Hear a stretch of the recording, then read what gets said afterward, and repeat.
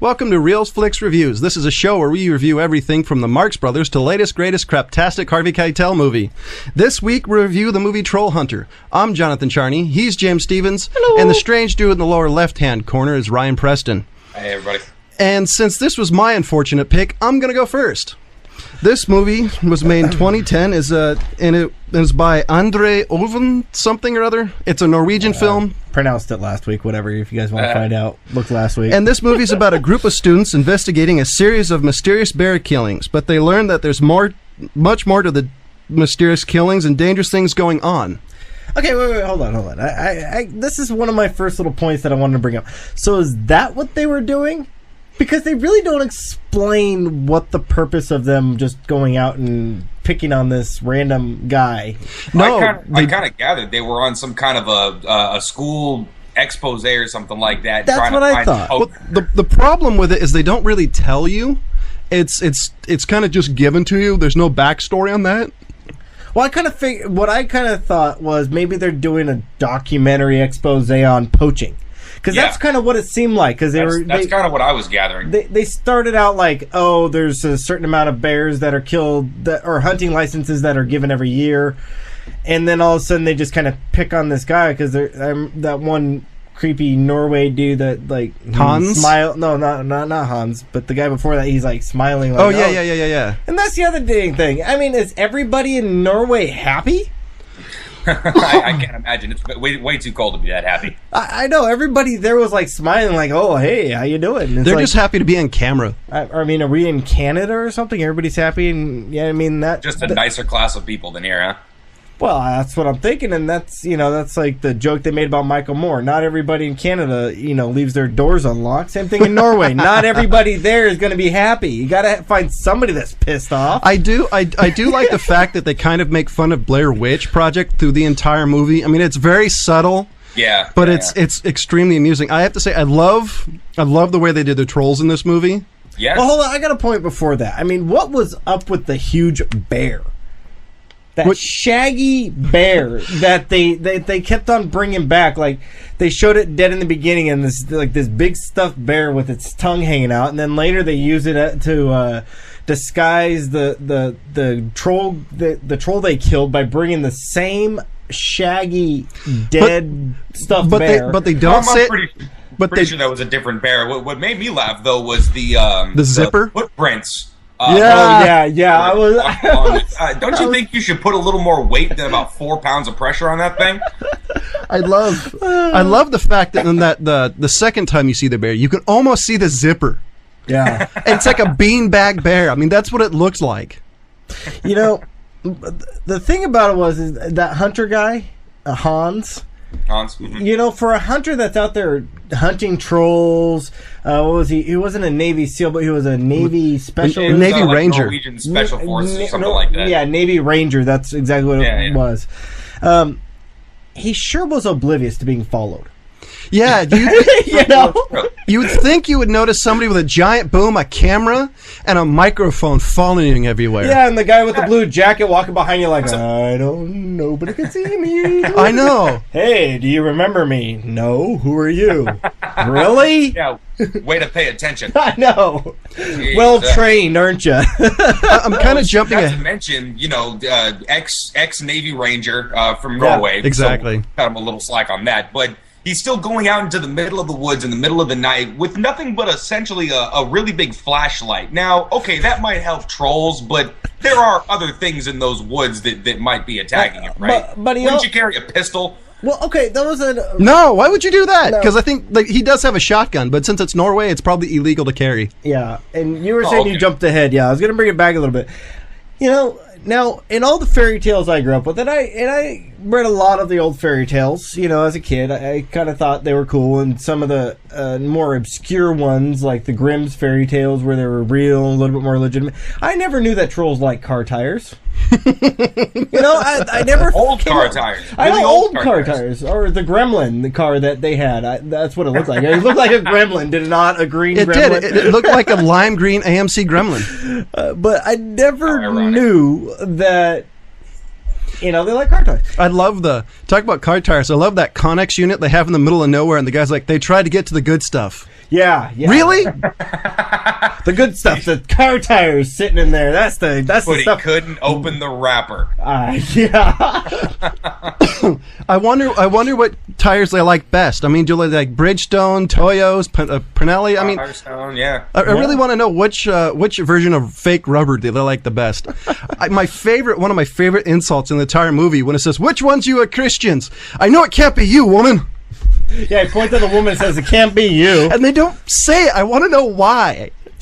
That's the one insult. It's just like, what is it? Come on, tell. Oblivious to being followed, but a really good judge of character. Oh, yeah. The thing that I was a little bit kind of confused by is this guy's an expert troll hunter. Obviously. I mean, that's what he's portrayed as. Can we have him on the internet, man? I'm tired of all the trolls on the forums to go to. No joke. And I was trying to stay away from the internet troll jokes on this show, actually. Anyway, you think you would have a better plan than wandering out to the forest to hunt these trolls? If they turn to stone during the day, don't you think that you would just go cave crawling? Yeah, that would be my thing. Just I'd become a really good spelunker and just Yeah. Just carry some dynamite, go down there, chuck a couple on it, and when they're down, because I'm assuming that just shooting them or exploding them isn't going to kill them, just hit them with a lot of UV lights. I mean, like vampires. I didn't know vampires and trolls had that in common. Did you? I love that. I love the scene when he was in that really weird armored suit. Oh, and yeah, there was and there was that red button, like the middle of the chest, and they were picking him up after he got slammed down. Watch out for the red button. That was my favorite scene. That's like the scene. That Napoleon Dynamite with a cow. That right there was my favorite scene when you just saw it go wink. Well, you didn't like Napoleon Dynamite until I mentioned that scene, and then you're like, okay, I'm going to watch this movie just for that scene. The rest of that movie was just too damn uncomfortable. It really was. You're right, Johnny. That was really the only scene that made it worth it. Yeah, it was. Okay, now, the other one is that kind of was bugging me was, now, is it me or were the names of these trolls a little bit, like, random? Like the Tosser lad. That was the first one that he killed with the 3 heads. I could have sworn one of them was named Gargamel. There were some. I'm just assuming they were Norwegian, and I'm going to take it with a foreign grain of salt. Okay, was it me or did that first troll look like Cerberus? Oh man! Wow! Up his big floppy nose, man. That was one of the funniest things ever. Or Fluffy from Harry Potter? Oh yeah. That guy, and then there's another one that I was thinking of that they kind of look like too. I think though, according to IMDb, I was reading some of the information about it. Like the Joltner apparently is it's the multiple of, it's plural. So I'm thinking that the actual names of trolls. It might have been. I don't know. I never heard of a Tosser lad, but I kind of like the way that it sounds. I have, but it's not Tosser a troll. Lad. Tosser down a hill, lad. So sorry, I had to make that Jesus. joke. The other one I liked is when that dude in the blue coat with rabies started smelling the urine all over the trees. Oh yeah, and he's like, whatever that thing was, they piss everywhere. Okay, now that was pretty funny. And then now what was the point of the time? The point of the what? Time. The actual herb that was hanging all over the trail. They asked them questions. I don't know if they ever actually explained that. They never did. I don't remember. I've seen this twice. Thanks to a friend, Ben, of mine, showing me this movie. I even asked him, and I don't think he even had a... No, they don't explain what the time was. And my other point was, okay, you got UV lights hanging all around your trailer. Yeah. But these troll tails aren't turned to stone. Right, yeah. Well, maybe he's got like the photographer's lights inside. No, he said that he had the UV lights in there because he couldn't sleep. Oh, and he was wearing sunscreen. How did he capture that though? That's the one thing I want to know is how did he capture it? I mean, just walk up and lop one off? That must have been, catch a troll by the tail. As much trouble as it took him just to get the blood sample from the under the bridge troll. I love that needle. Yeah. That giant, like 12-gallon syringe. Yeah. Yeah, the dentist syringe from hell. And then take it and dump it in a mason jar. Oh, and the Christian blood, that giant bucket of blood he brought up to the Three Billy Goats gruff. My favorite part of the movie, just the fact that he had Christian blood. Yeah.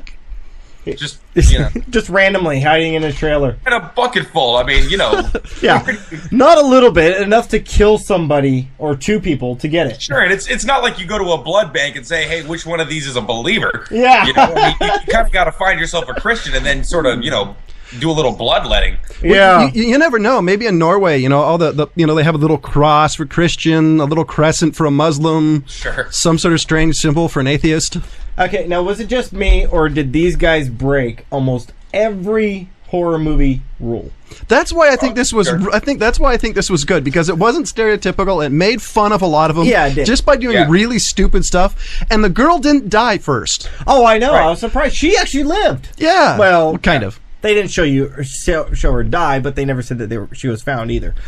But Right. you know, I mean, that was one of the things that did shock me. It was the actual Christian blood man that was the first of the bunch to die. And she wasn't wearing high heels. Well, yeah, but you know, the first rule of any horror movie is if it looks like a bad idea, it is a bad idea. Sure. You know, like, let's go down this dark hidden road right here. With the warning sign that says "warning, explosions" on it. Yeah. Right. When you think you're actually following illegal poacher. So, Yeah. I mean, Yeah. that to me would be pretty dangerous, following that guy in the middle of the night. You don't know what he's capable of. All of a sudden, you're in his territory. He could just bury you and throw you in the woods. Yeah, You know? exactly. And he's carrying this really strange, giant flashlight-looking thing. Yeah, almost like a Canon flashlight. And when you the first first thing I saw it, I was like, "What the heck is that thing?" And John's like, "Do you want me to tell you?" No, let me figure it out. when you first see him, he has this giant, like, medieval, like, Lord of the Rings axe that he's walking in. Oh yeah, Oh, yeah. that was for the tails. Which, by the way, is the only time I think you see that particular It is. weapon. But that was because he was tail hunting that day. Wow. Oh yeah, I did it. Wow. I did it. You're fired. Oh jeez. All right. So, John, do you have any more points you want to bring up? You know, I gotta say, I love the cinematography in the movie. I love the scenery. Yeah. You know, that made me want to visit Norway, just not particularly into the spots they were in. Yeah. Yeah. Okay. Hold on. Just giving up a few little summaries. John, Ryan, did you have anything major that you wanted to bring up that we haven't covered yet? Actually, there was a couple things. Like, John already brought up the cinematography, Yes, great. which I actually I started out kind of like, okay, it's your average, you know, sort of documentary / mockumentary style of cinematography. I was pleasantly surprised. But then I it. really started to notice a lot of the like you said, kind of sort of the homages to the Blair Witch type of movies, and that just the genre, sort of making fun of it, that kind of thing. So the cinematography sort of grew on me a lot after a while. I will say an addendum to that. There's no super shaky cam like some of these ones that do Yeah. that. They do it so much. It's, you know, I'm getting ready to have a reversal of fortune. This kept it very minimal, which to me, being semi-nauseous watching it, I was very thankful. Yes. I Right. agree Well, with that. and they did. You can tell. I mean, it was still in the same style, like I said, of the genre of the Exactly. mockumentary thing. So it was a lot of bad camera angles, but it didn't come down to the really shaky, everything kind of jittery. Yeah, I mean, so it didn't make you sick watching it. At least it was easy to sit there and kind of go through. And no stupid shit on trees. Right. Yeah. There was a couple things. For one, this is the director's second movie, which is Really? I mean, I didn't know always that. kind of impressive because it didn't come off. I mean, as much as it wanted to come off kind of like the student type of film, just because the style sort of lent itself to it. It didn't have that kind of amateur, Yeah, I agree. overall feel to it. Not like a Blair Witch Project, because the first one had a really low budget. This one, I don't know if it was low budget or not, but just the way they did it was really impressive. Yeah. Well, I mean, it's one of those movies. This is one of those movies that you can. It really shows what people can do with a handful of actors, a couple of producers, and some good CGI. You get just minimalist type of storytelling. I mean, you have this really, you know, amazing landscape, which is great. I mean, like you said, made you want to visit Norway right off the is bat. nice. Yeah. So I mean, you have this really epic, you know, like on the level of Lord of the Rings style scenery. Exactly. Maybe not quite New Zealand, but still, I mean, some amazing stuff. with actors who are not bad, but they're perfect for what they're trying to accomplish. Like everything this movie really set out to do, I thought they did pretty decently. I agree. As far as I noticed they really tried to make the dialogue and everything seem sort of natural and kind of off the cuff and whatnot. I think they almost went a little too far, with some of the cheesiness of the dialogue. What scene to you really screamed out cheesy for the lines? Because it seemed like to me everything flowed fairly well. Well, okay, keep in mind, actually I wanted to ask you, did you guys watch a subtitled version or a dubbed version? Subtitled. Okay, because I was really unlucky enough to find a dub version, so I'll take a little bit of the dialogue with a grain of salt. Okay. Because usually if I'm sort of reading the movie, and I don't mean that pejoratively, I'll be able to take kind of sort of the syntax of the language into account and judge from there like how everything's sort of read. Well, before you move on to your next point, I want to bring up that dialogue portion that you were just talking about.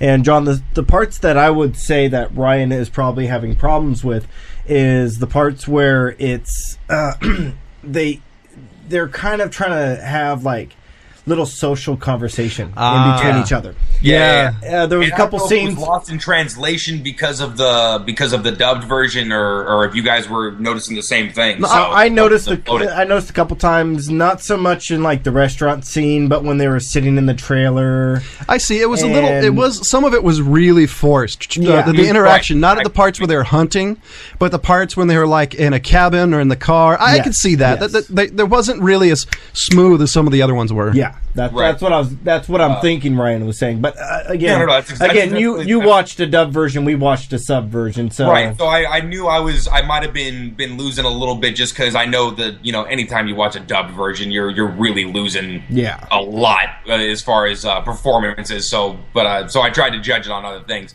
The other thing I wanted to bring up is a lot of people last 10 years or so have done a lot of the different kind of fairy tale versions of different stories, or sort of updating them or making them kind of gritty or kind of more realistic. Yeah. This was I don't know, some kind of oh man, I'm losing my train of thought. They did a good job. I mean, they kind of kept a little bit from the original lore. Tried to add a couple of new things. Like you said, I was really surprised with the whole UV light thing. I mean, just reminded me of The Hobbit, I did about just raise the sun. I did like the fact they brought up 3 Billy Goats Gruff. There was the eating contest. They did bring the lore into it, which I think for this movie and kind of the loose fitting dialogue, I think really brought it to your imagination. I think if it was tighter, I think this movie would have sucked. Yeah.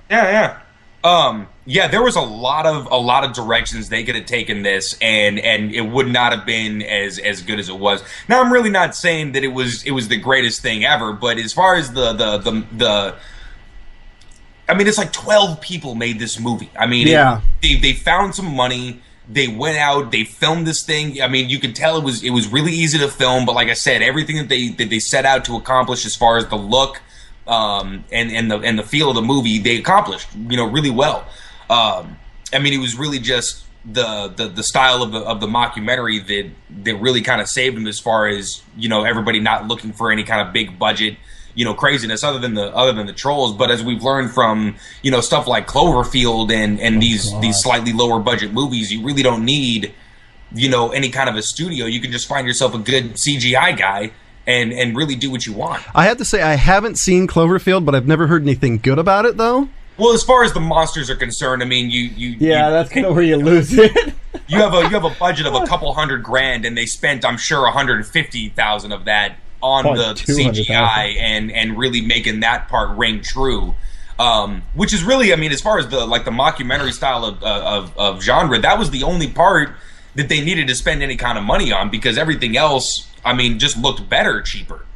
This was the first mockumentary that I've actually ever liked. Because usually I don't like the style. I'd say come on. What about Spinal Tap? Okay, that I have a hard time classifying that as a mockumentary because I find it really amusing. But you're right. I mean, that was awesome, especially the pod scene. I have to say, this is my favorite line in the whole entire movie. It's by those polished painters. It says, in Poland, we don't ask, we do. Why problem make when you no problem have you no want to make? I love that line. For some reason, is the most amusing line in the entire movie to me. Well, I had a few points I want to bring up before we got down to the actual numbers of the thing. That was one of the things I wanted to bring up, was that is actually, you got these guys speaking Norwegian through the whole movie. You bring in these Polish guys who probably speak Norwegian themselves. There's not very many people in Europe that only speak one language. They come into there and they start talking to these Norwegian guys in horrible English. That's why it was awesome. I mean, it was bad. So the common language in that part was English? Yeah. I guess so. Wow. Again, I was watching the dubbed version, so I missed that little. If you get it, I gotta go back and watch the subtitle version. I think I'm missing something here. You are. You're missing if you get, it is on Netflix. If you ever get a chance, I think it's worth watching. I personally. Hold on, I was gonna bring up a few points before we got into that. As I was saying, it wasn't just that horrible English play. I agree with Ryan on the fact that, for what they set out to do, they did a fantastic job. They really did. But as far as storyline and things like that, I thought they did a pretty cool idea of it. They brought in their own little special lore. They brought in some of the old lore, like John said, and that was an interesting thing. But my problem with this movie is the fact that, it was a little bit too cheesy, to be honest. Yeah, sure. Do you think that was because of the looseness of the script? Because it definitely didn't have a tight feel to it. Not to me. No, not at all. Yeah, it wasn't a tight feel. I just think it was Sorry. I think they were trying to walk a middle ground of being cheesy and not cheesy. Yeah, sort of make fun of the genre and pay homage to the genre at the same time. And I really couldn't get what they were going with there. I understand that, it was kind of like they were walking a middle ground, like they didn't know what they wanted to do. But, as far as what they were trying to accomplish of making it a mock documentary / comedy. Fairy tale, fairy tale, bring all that in. They did a great job. Sure.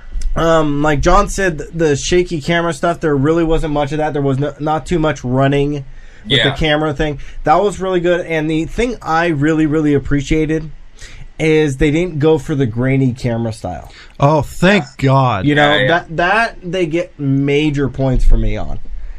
So that's really what it is. If you're looking at this movie for great acting, you're dumb. Yeah. Nobody looked for a Norwegian movie for great acting. That's not. Oh, come on, we're exports. Okay. Well, that wasn't Norwegian, was it? That was Finland. Oh, Finland. Okay. But so still, apparently, it's close enough for James. Yeah, you throw a rock, you hit 6 countries. It's a big ass rock to hit 6 countries. No, it's just a map. You're just looking at a map. Oh, okay, sure. Anyway, but as far as that, I think it turned out to be a lot better of a movie than I thought it was. People don't straight up just look at this and just kind of go off the title like, oh my God, I don't want to watch it. That's just what I got to say. The thing, sorry, I don't mean to interrupt you. You finished, or? Yeah, I'm basically done. The thing that scares me. Screw you. The thing that scares me is that apparently it's been optioned for an American release. American version of it. No, what? I've read it somewhere. It might have been IMDb. It might have been when I was trolling the internet looking for it. But having an American version of this scares me. It really does. Okay. Hopefully we can just hope that the American movie wheel will just disintegrate that idea. I had a friend complain about this not too long ago on Facebook. And, I kind of agree with him on this. And this is one of those movies that, we've really, really run out of our own ideas to steal from the past movies that we had to go out to other countries and start stealing their ideas. We're remaking 80s movies. They're remaking RoboCop. So, at this point, they've ran out of ideas. Well, look, at least they're going to remake something that wasn't is good. See, I've always thought, why are they remaking good movies? Remake something that could have been good but wasn't because it was in the 80s or because it was just, out of its time. Running Man, there you go. Sure. Hey, I loved that movie. Come on. You know what? Hey, if we get any directors watching this and you want a movie that should be remade, I Come in Peace, also known as Dark Angel. Yes. Release that on DVD or remake it, please. Yeah. If you release it on DVD, I'll buy at least 2 copies. And you know what? I'm sure Lundgren would really love to do a cameo in there too. Oh, sure, he's down. Because he makes like away from his science. Well, he makes 12 movies a year or something crazy like that. Geez. Yeah. Yeah, he does. It's kind of scary. He's got like 5 coming out in 2013. Oh, man. I'm serious. Look him up. He's got like 5 or 6 movies coming out in 2013. And so... How the hell did we get to Dolph Lundgren? It's all James's fault. John brought up 80s bad movies. I personally, I like this movie. I thought it was entertaining. It's definitely not, as Ryan and James said, it's not the greatest movie in the world. It is entertaining to me, and as far as the way I rate movies, that's important, because if the movie's not entertaining, then I'm just going to nitpick the hell out of it. Sure. I personally gave this movie a 3. I think it's a I think it's a 2 for the effects, the shaky cam, the way they do it, but I add an extra point because it's entertaining. And this is the second time I saw this movie, which means to me to really want to watch it again is definitely worth something. A point for me. Yeah. Okay. Well, I gave it actually a 2. And you guys obviously can tell by now that I'm a little bit harsh on movies. That train rolling, huh? Yeah, I gotta be harsh on them. I mean, I've seen too many to be nice. Oh yeah, sure. And my reasonings for it, is like I said, it's not one of those movies that you look for acting. No, not at all. And you get major points for me to actually watch a movie and actually care about the actors. I didn't really care if anybody died. Again, like John said, it's a horror movie, so I'm a little bit always disappointed when they go for a chick. I mean, come on. Actually, you always kill a chick in there. Let one of them survive, like I spit on your grave. She survived. The only person I cared for was the chick because she was hot. I mean, that's really the only person that's like, don't let the chick die. Don't let the chick die. Yeah, and that's the reason to visit Norway. Exactly. Yeah, you didn't want to have one less chick in Norway. But, all in all, there... Sorry, wow. Norway people. I apologize to the country of Norway. James Stevens just got banned from Norway. It's not the first time that Stevens got kicked out of there, I'm sure. That's why they're here. Like I said, it's not the movie that's great on acting, so that's why it kind of gets a 2. Plus, I'm not really into the mockumentaries or documentaries, things like that. You got to be really, really spectacular to even come close to touching a 3 with me on those, because there's really not much that you need to put into it. Like Ryan said, you get a good camera, you get some decent people that can kind of deliver some lines, and you're good to go. But out of all the ones you've seen, I still think this is the best one, because normally they have all this stuff, the shaky cam, all the bunch of other crap that just makes it not unwatchable. Well, as far as all the other ones, they pretty much are in a 1, or I'd even go lower than that if I could on our scale, but I'm not really into those. The ones that have just really come out recently, the one, what are those? Ryan, help me out here. The ones that just came out recently, with the ghost, the poltergeist. Oh, Paranormal Activities? Paranormal Activities. See, those, even the good one on there would still be a 1.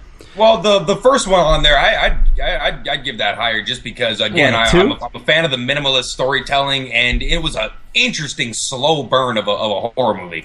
It was, but, where they took it at the end, it's like, really? We got to go back to witches? Well, I'm talking about the original ending. I'm not talking about the re-released ending, which was complete bullshit. The first ending they had was fucking perfect. Okay. I'll give you that, but even still, I'm not going to go over a 2 on it.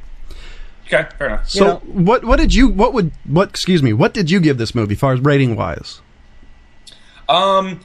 There was a couple of factors. I'm gonna go for a 3, and I usually tend to weigh more on James's side of the arguments. But welcome to the dark side. Yeah, I know, right? I'm really kind of a sucker for the. I knew you were his father. All right, go ahead. Sorry. No, I'm a sucker for the genre. I'm a sucker for the, like I said, sort of the not necessarily minimalist storytelling. It's not like shot in an elevator or something like that, but just you get 5 people like 5 friends wanting to make a movie and just finding a way to do that, and it was better than most. God, it's such a borderline on a 3 though, because the pacing of it was a little bit weird. It was a little bit long. Some of the scenes it was only an hour and a half.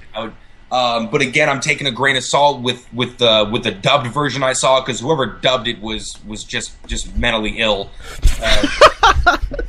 But that kind of goes for all the dubbed versions of anything I've ever seen, which is why I never mind watching a subtitled version of a movie. Hey, that's pretty good. Sorry to all those schizophrenics out there. Well, I didn't say, Just stay away from dubbing and you're all right. But yeah, I'm gonna go for a 3 because like I said, everything they set out to do, I thought they accomplished pretty damn well. And obviously, look, it's a foreign movie, so I'm not gonna hold it to any kind of American Hollywood standards, and I don't know why we all would hold any kind of movie to that standard anyway. Thank you. All seen what they've put out recently. Oh, geez, over the past 10 years. So on that note, actually, it just sort of on the antithesis of the Hollywood thing. It's like, look, this is what we can do with a couple of people and some CGI. We didn't need an insane budget. We didn't need the name to sell the movie. I mean, we had somewhat of an original idea. I'm obviously saying somewhat because, I mean, they really just said, okay, what's a troll movie going to be about? We'll put one under a bridge. We'll make a bunch of references to old things, and they turn to stone if they see UV lights. So, okay, that was... Sure, okay, but it was an interesting take. I thought the trolls looked fantastic. Yeah, they actually did. Some of the best CG I've seen in a long time in a movie. I was kind of expecting them to be a lot worse, but they were good. The really crappy thing of like the Cloverfield, where we're just going to kind of brush by the monster really fast, and so you can kind of pause it and guess what you saw. No, they made a point to just zoom right on in. Let me see what I'm looking at, and I was not disappointed on that. So based on all those things, I'm gonna go for a good 3 on this. Yeah, I was really happy. There's that. You're right. That really annoying thing they did in a lot of these mockumentaries. They have that fast blur, and they go back to it, and they showed everything you could see: the fur move, the feet, the CG in this movie is better than the most last 10 years worth of American CG. Sure. Especially out of last week's Lockout. Dear God. I mean, look, I would argue that the best CG I've ever seen was Jurassic Park because yes, and it still holds up. It holds up to this day. Anybody go back and watch that movie. The way they married the two, like the CG and the analog, let's still build some Jim Henson style puppet shit. I mean, the way they put those two together, and I mean, it was seamless. It was really seamless. I think was the glory days for CGI. And I think the antithesis of this was the Lord of the Rings. They did every traditional effect. They did every digital effect they could, and I liked that. And submitted for your approval, I'd like to throw the very last Star Wars into that mix. The Revenge of the Sith just could not have been more CGI in that. I'll give you that. I'll definitely give you that. And next week's pick is James's pick. And since it's James's pick, what are you choosing next week, Mr. Stevens? I have got one of the most anticipated movies to be reviewed on Real Reviews as of today. Wait, you mean Real Flix Reviews? Real Flix, sorry. It's his own show and he doesn't know it, ladies and gentlemen. I picked the name too, whatever. Anyway, Real Flix Reviews. We have been wanting this movie for a while, and as you can tell by Ryan's glowing face at the moment, it is going to be Battle Royale. All you guys that are out there watching Hunger Games, screw that. Come over. Anybody who's about to have a sit down. Now, do not go. Do not go. Watch this movie first. And then if you want, after watching this movie, you can go watch Hunger Games. Now, this movie it's a Japanese flick. Is it subtitled or dubbed? It comes in both. The one that we're going to be watching is actually subtitled. Thank you. Please watch the subtitled one. Don't do yourself a favor. Don't watch anything dubbed. But yeah, enjoy and look forward to it. Yeah, absolutely. I have to say, I can already tell you what my number is on this one, but I'll save it for next week. I have to say, because I think Ryan and James have already seen it. This is the first time I've seen it, and I've been waiting specifically not to see it because they keep telling me. This will be. Are you going to wait until I make it up there to watch it? We all watch it? Yes, we're going to watch it together. Awesome, I can't wait. And next week is going to be a special show because Ryan is actually going to be here. I'm going to be in studio. Yep. So we're going to see if we're going to let him in or not. So if he's not in there, we've tied him up.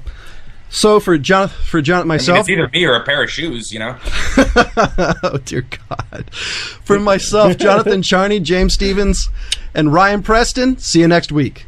This episode of Old Guy Tech TV is brought to you by Ward's Automotive, specializing in banks, power, and pack brake. servicing your car or truck and specializing in diesel engines. Over 30 years of service, located in Diamond Springs, California. Give them a call at 530-626-5588.